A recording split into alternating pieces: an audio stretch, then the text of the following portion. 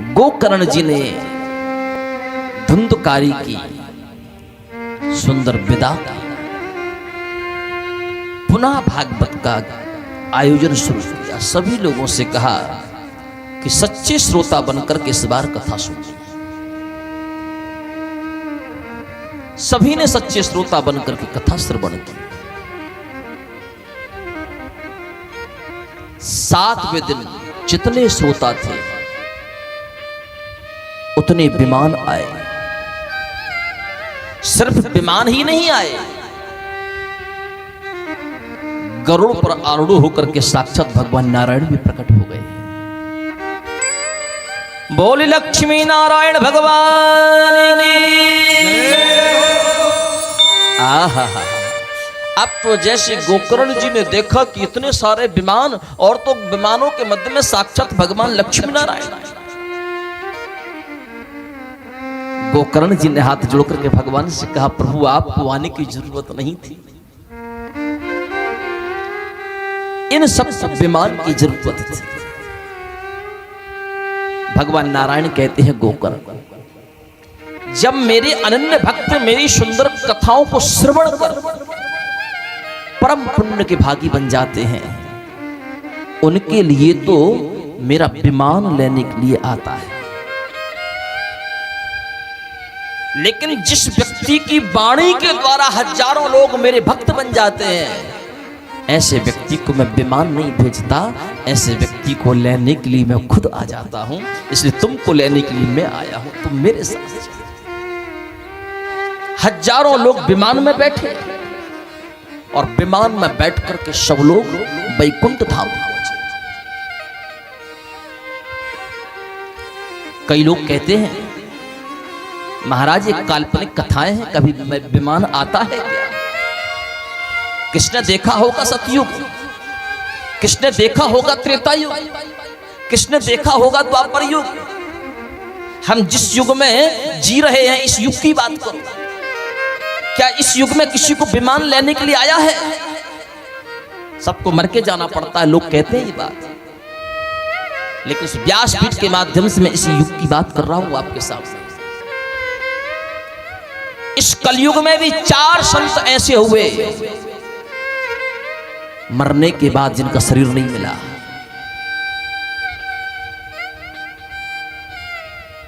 सीधे के सीधे भगवान में जाकर के समाहित हो गए।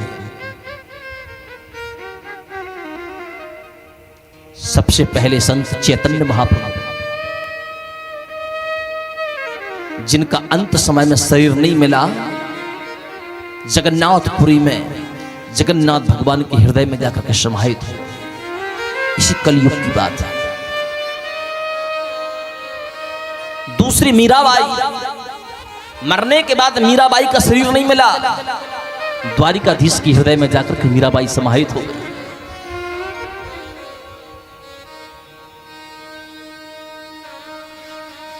तीसरे संत तुकाराम,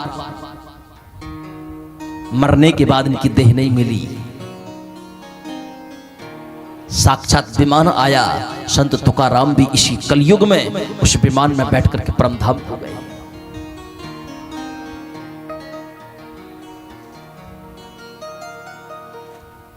लोग कहते हैं कि जो इस दुनिया में आया है उसको जाना पड़ेगा, मरना पड़ेगा। नहीं, यदि भगवान से आपका कनेक्शन है, आपकी भक्ति में ताकत है, तो सह शरीर भगवान आपको यहां से भी ऊपर लेकर के जाएंगे, आपको मरना नहीं पड़ेगा।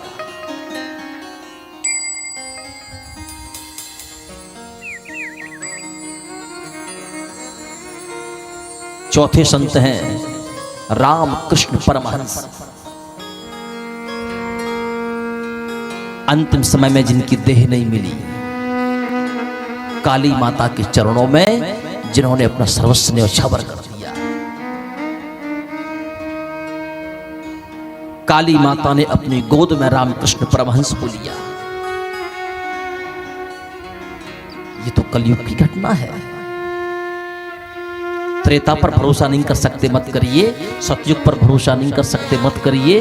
द्वापर पर भरोसा नहीं कर सकते, मत करिए। लेकिन कलयुग के इन संतों की जीवनी को उठा करके देखिए।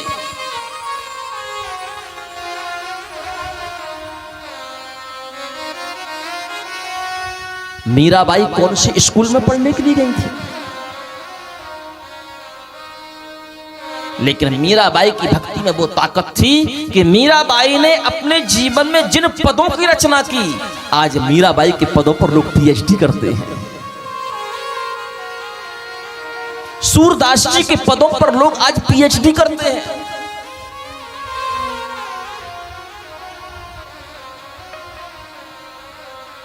यदि आप भगवान के भक्त बनोगे तो याद रखना, भक्त के साथ साथ ज्ञान स्वतः प्रकट हो जाएगा। ज्ञान को अर्जित करने के लिए कहीं जाने की जरूरत नहीं पड़ेगी। ज्ञान भी प्रकट हो जाएगा, वैराग्य भी प्रकट हो जाएगा, और उस ज्ञान में मिठास होगी, उस वैराग्य में मिठास होगी। लेकिन सिर्फ ज्ञान के पीछे भागोगे, भक्ति को किनारे कर दोगे, भक्ति पर भरोसा नहीं करोगे, तो वो ज्ञान आपका अधूरा होगा। उस ज्ञान में अहंकार जन्म ले लेगा, और जब उस ज्ञान में अहंकार जन्म ले लेगा तो वो आपका भी पतन कराएगा और आपके भविष्य का भी पतन करेगा। इसलिए ज्ञान के साथ साथ व्यक्ति के जीवन में भक्ति होना, विवेक होना परमावश्यक है। ये संतों की गाथा है।